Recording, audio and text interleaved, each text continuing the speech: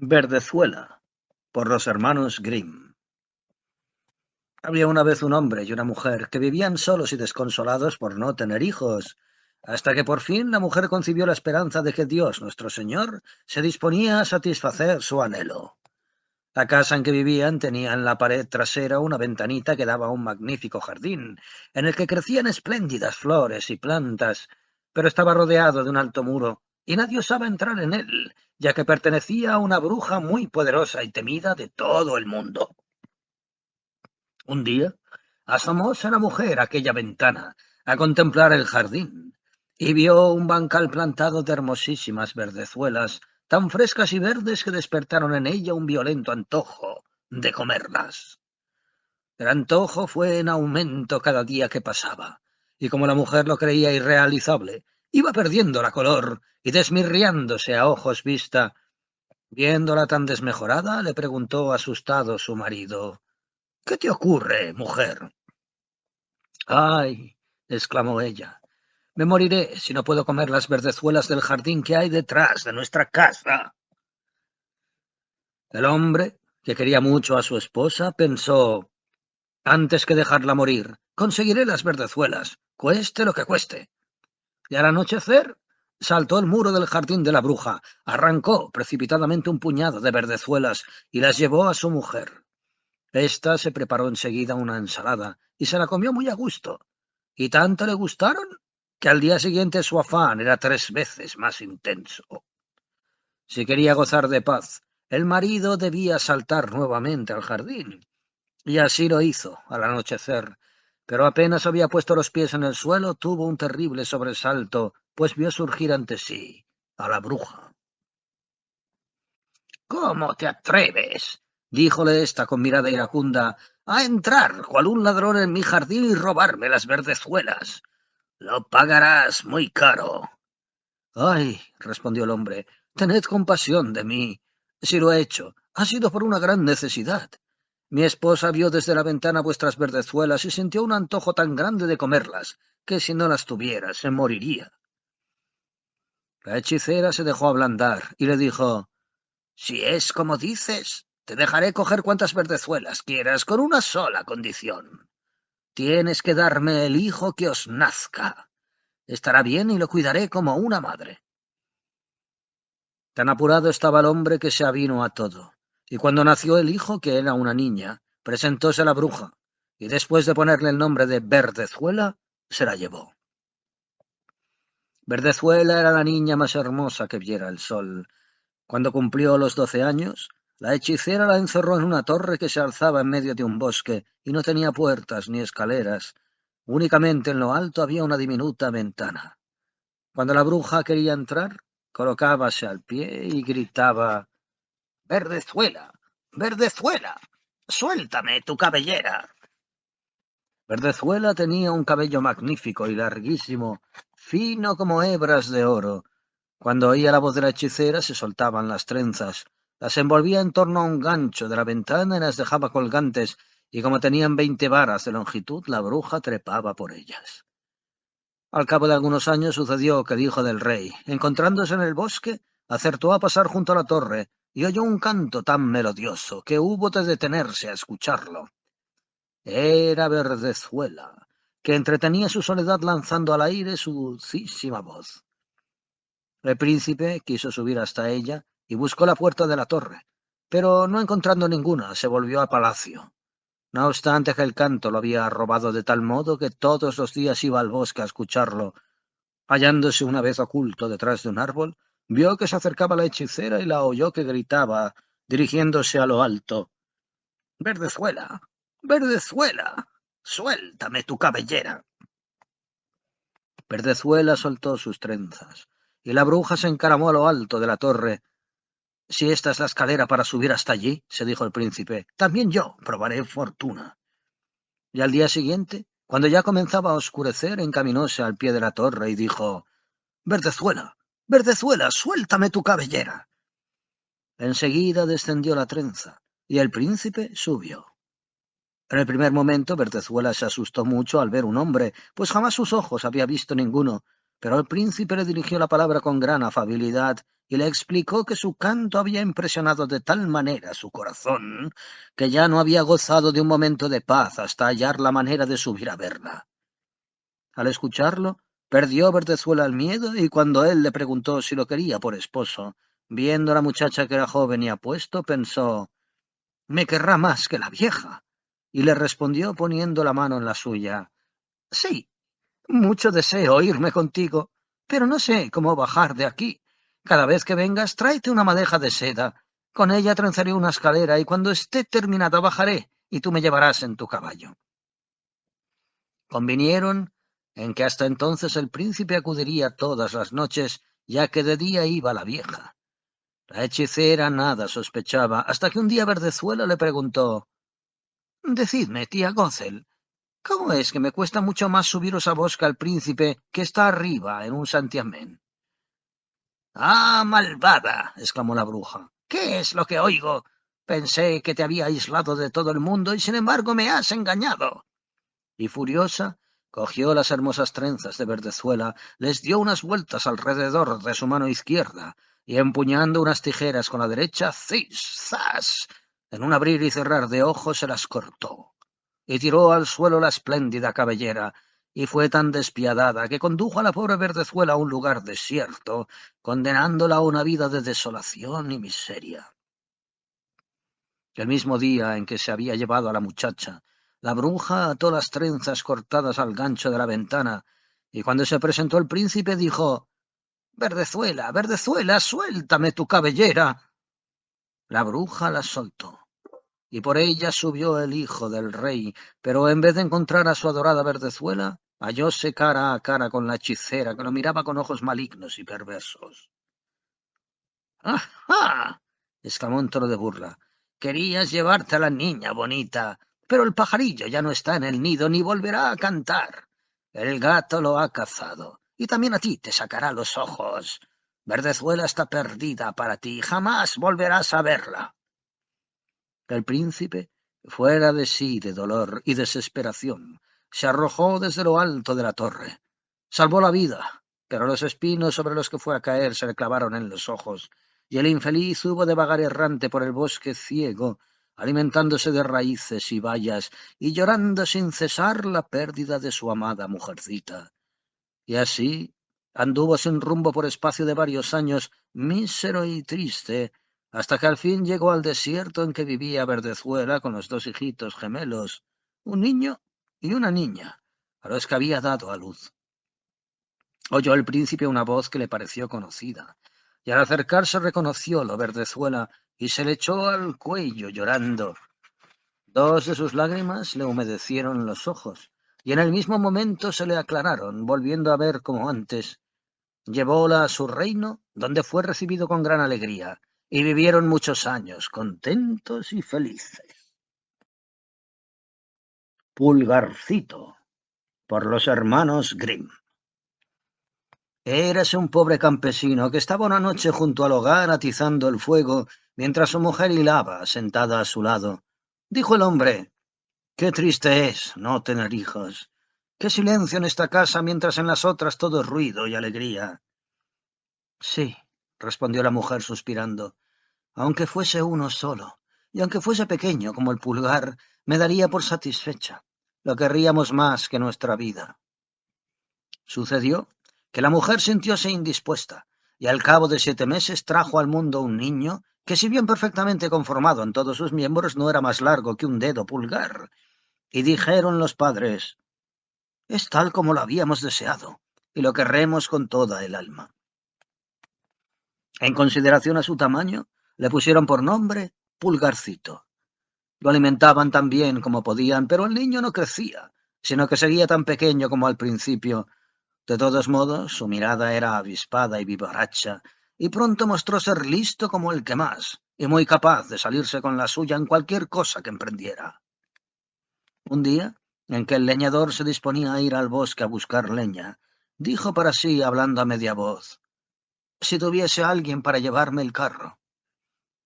«Padre», exclamó Pulgarcito, «yo te llevaré el carro. Puedes estar tranquilo. A la hora debida estará en el bosque». Echóse el hombre a reír, diciendo, «¿Cómo te las compondrás? ¿No ves que eres demasiado pequeño para manejar las riendas? No importa, padre. Solo con que madre enganche, yo me instalaré en la oreja del caballo y lo conduciré a donde tú quieras. Bueno, pensó el hombre, no se perderá nada comprobarlo. Cuando sonó la hora convenida, la madre enganchó el caballo y puso a Pulgarcito en su oreja. Y así iba el pequeño, dando órdenes al animal. ¡Arre! ¡So! ¡Tras! Todo marchó a pedir de boca, como si el pequeño hubiese sido un carretero consumado, y el carro tomó el camino del bosque.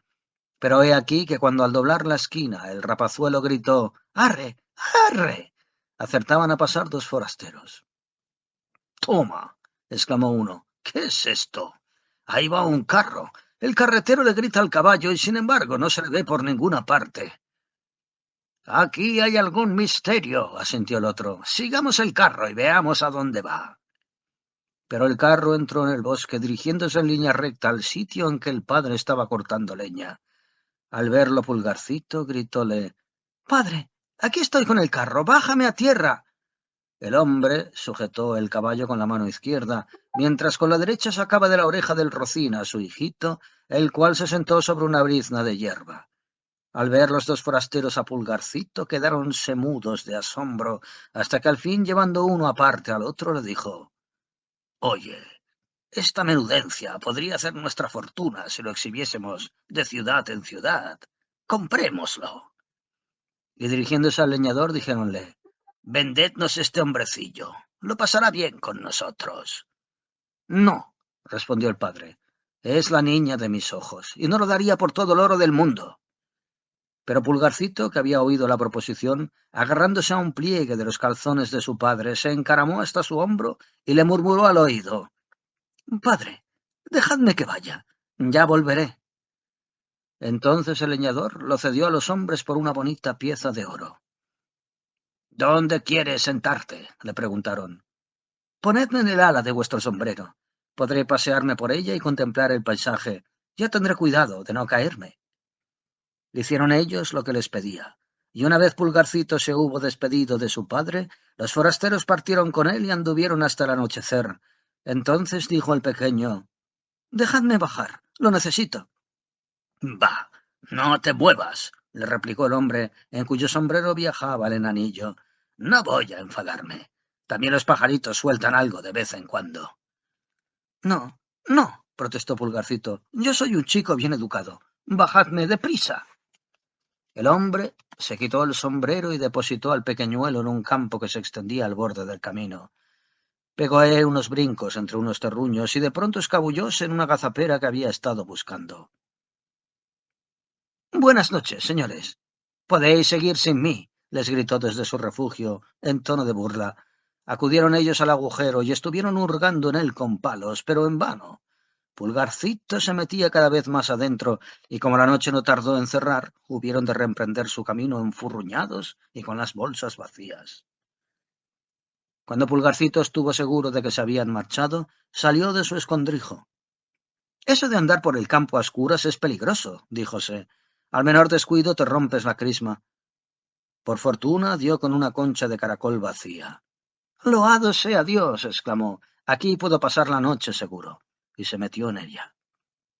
Al poco rato, a punto ya de dormirse, oyó que pasaban dos hombres, y que uno de ellos decía: «¿Cómo nos las compondremos para hacernos con el dinero y la plata del cura?» «Yo puedo decírtelo», gritó Pulgarcito.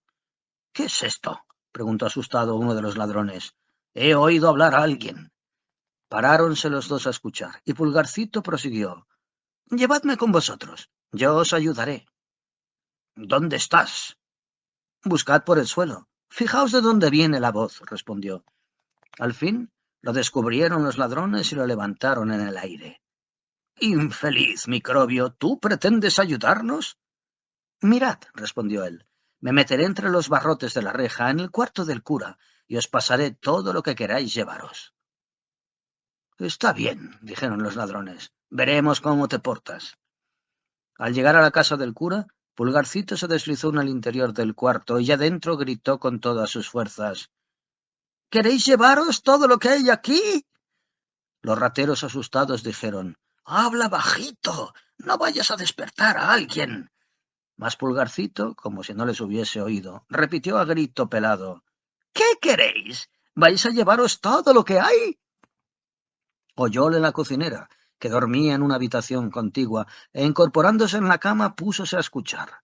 Los ladrones, asustados, habían echado a correr, pero al cabo de un trecho recobraron ánimos, y pensando que aquel diablillo solo quería gastarles una broma, retrocedieron y le dijeron: Vamos, no juegues y pásanos algo. Entonces Pulgarcito se puso a gritar por tercera vez con toda la fuerza de sus pulmones: «¡Os lo daré todo enseguida! Solo tenéis que alargar las manos». La criada, que seguía al acecho, oyó con toda claridad sus palabras y, saltando de la cama, precipitóse a la puerta, ante la cual los ladrones tomaron las de Villadiego como alma que lleva el diablo. La criada, al no ver nada sospechoso, salió a encender una vela, y Pulgarcito se aprovechó de su momentánea ausencia para irse al pajar sin ser visto por nadie. La doméstica, después de explorar todos los rincones, volvióse a la cama convencida de que había estado soñando despierta. Pulgarcito trepó por los tallitos de heno y acabó por encontrar un lugar a propósito para dormir. Deseaba descansar hasta que amaneciese y encaminarse luego a la casa de sus padres, pero aún la quedaban por pasar muchas otras aventuras. Nunca se acababan las penas y tribulaciones en este bajo mundo. Al rayar el alba, la criada saltó de la cama para ir a dar el pienso al ganado. Entró primero en el pajar y cogió un brazado de hierba, precisamente aquella en que el pobre Pulgarcito estaba durmiendo. Y es el caso que su dueño era tan profundo que no se dio cuenta de nada, ni se despertó hasta hallarse ya en la boca de la vaca, que lo había rebañado junto con la hierba. «Válgame Dios», exclamó, «¿cómo habré ido a parar a este molino?». Pero pronto comprendió dónde se había metido. Era cosa de prestar atención para no meterse entre los dientes y quedar reducido a papilla. Luego hubo de deslizarse con la hierba hasta el estómago. «En este cuartito se han olvidado de las ventanas», dijo. «Aquí el sol no entra, ni encienden una lucecita siquiera». El aposento no le gustaba ni pizca, y lo peor era que, como cada vez entraba más heno por la puerta, el espacio se reducía continuamente. Al fin, asustado de veras, púsose a gritar con todas sus fuerzas: «¡Basta de forraje! ¡Basta de forraje!». La criada, que estaba ordeñando la vaca, al oír hablar sin ver a nadie y observando que era la misma voz de la noche pasada, espantóse tanto que cayó de su taburete y vertió toda la leche. Corrió hacia el señor cura y le dijo alborotada: «¡Santo Dios, señor párroco, la vaca ha hablado!». «¿Estás loca?», respondió el cura, pero con todo bajó al establo a ver qué ocurría. Apenas puesto el pie en él, Pulgarcito volvió a gritar: «¡Basta de forraje! ¡Basta de forraje!».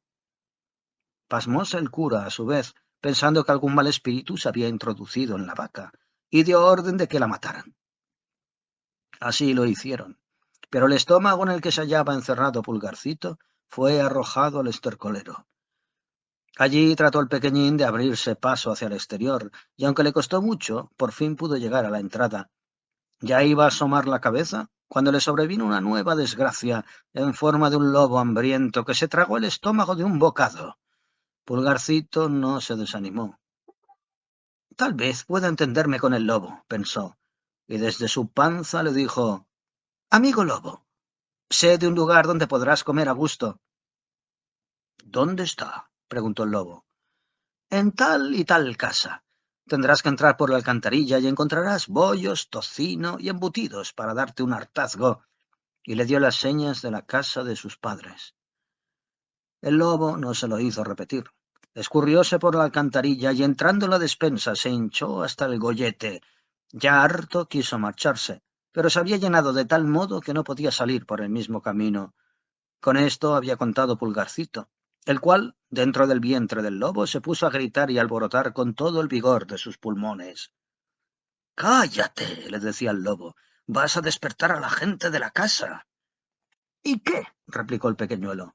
«Tú bien te has atiborrado. Ahora me toca a mí divertirme». Y reanudó el griterío. Despertáronse por fin su padre y su madre, y corrieron a la despensa mirando al interior por una rendija. Al ver que dentro había un lobo, volviéronse a buscar el hombre un hacha y la mujer una hoz. Quédate tú detrás, dijo el hombre al entrar en el cuarto. Yo le pegaré un hachazo, y si no lo mato, entonces le abres tú la barriga con la hoz. Oyó Pulgarcito la voz de su padre y gritó: «¡Padre mío! ¡Estoy aquí, en la panza del lobo!» Y exclamó entonces el hombre gozoso: «¡Loado sea Dios! ¡Ha aparecido nuestro hijo!» Y mandó a su mujer que dejase la hoz para no herir a Pulgarcito. Levantando el brazo, asestó un golpe tal en la cabeza de la fiera que ésta se desplomó muerta en el acto. Subieron entonces a buscar cuchillo y tijeras, y abriendo la barriga del animal sacaron de ella a su hijito. «¡Ay!», exclamó el padre, «cuánta angustia nos has hecho pasar». «Sí, padre, he corrido mucho mundo. A Dios gracias vuelvo a respirar el aire puro». «¿Y dónde estuviste?» «Ay, padre, estuve en una gazapera, en el estómago de una vaca y en la panza de un lobo, pero desde hoy me quedaré con vosotros. Y no volveremos a venderte por todos los tesoros del mundo», dijeron los padres, acariciando y besando a su querido Pulgarcito. Diéronle de comer y de beber, y le encargaron vestidos nuevos, pues los que llevaba se habían estropeado durante sus correrías.